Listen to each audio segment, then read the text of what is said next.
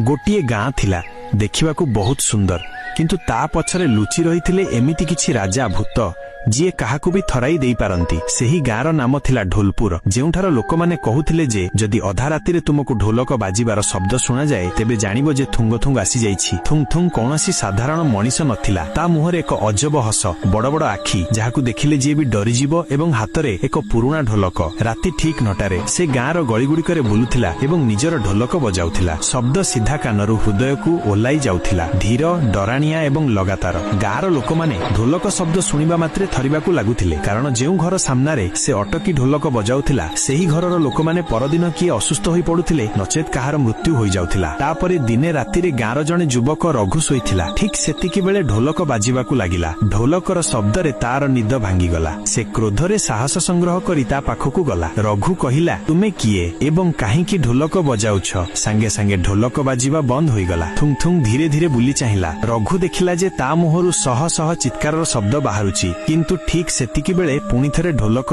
निजे निजे बाजिबाकू लागिला एवं तापरे रघुकू गाँरे केही केबे देखि नाहांती। गाँरे अधिक भय व्यापी गला। केही भी राति 9टारे बाहरकू बाहरिबार साहस करुनथिले। लोकमाने कबाट ओ झरका बंद करी सोइबाकू लागिले, कारण ढोलकर शब्द एते डराणिया थिला जे पूरा शरीर थरी उठुथिला। सेही गाँरे गौरी नामक जणे झियो थिला। रघु ही तार भाई थिला। से शपथ कला जे से निश्चय खोजी बाहर करिबो जे थुंग थुंग ता भाईकू कुआडे नेई गला। सकाळे गौरी गाँर जणे वृद्धंक पाखकू गला एवं पचारिला, जे थुंग थुंग किए? वृद्ध जनक थरी थरी कहिले, झियो थुंग थुंग दिने एही गाँर ढोलिया थिला, किंतु 80 वर्ष पूर्वे गोटिए बाहाघररे ढोलक बजाउ बजाउ हठात मरी जाइथिला। लोके कुहंती सेबेठारु तार शेष निश्वास सेही ढोलकरे बंदी होई रहि जाइछि एवं सेही दिनठारु ही अधा रातिरे ढोलक बाजिबाकू लागुछि। गौरी एबे बुझिगला जे से जणे भूत, किंतु तथापि से स्थिर कला जे से सेही स्थानकू जिवो जेउठारे सेही बाहाघर होइथिला। तापरे राति ठीक 9टारे जेतेबेले गाँरे ढोलक बाजिबा आरंभ हैला, गौरी साहस जुटाई सेही शब्द पछे पछे चलिला।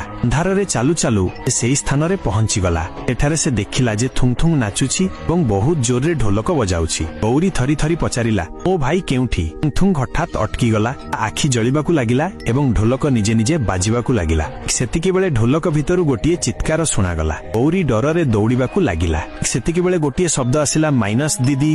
गौरी अटकी गला एवं पछकू बुली चाहिला। देखिला रघु एवं थुंग थुंग एकाठी ठिया होइचंती, तू से आउ मनीष नथिला। मुह अजब एवं आखि लाल होई जाइथिला। रघु धीरे करी कहिला, दीदी बे मु भी थुंग थुंगर अंश एवं परवर्ती नंबर तुमर। बे दोस्तो यदि तुमे जानिबाकू चाहुछ थुंग थुंग कौन सतरे हठात मरी जाइथिला ना, तार मृत्यु पछरे कसी गुप्त कथा लुचि रहिछि। यदि जानिबाकू चाहुछ भिडियो को लाइक करो, चैनल को सब्सक्राइब करो एवं कमेंट रे लेख पार्ट 2 दरकार।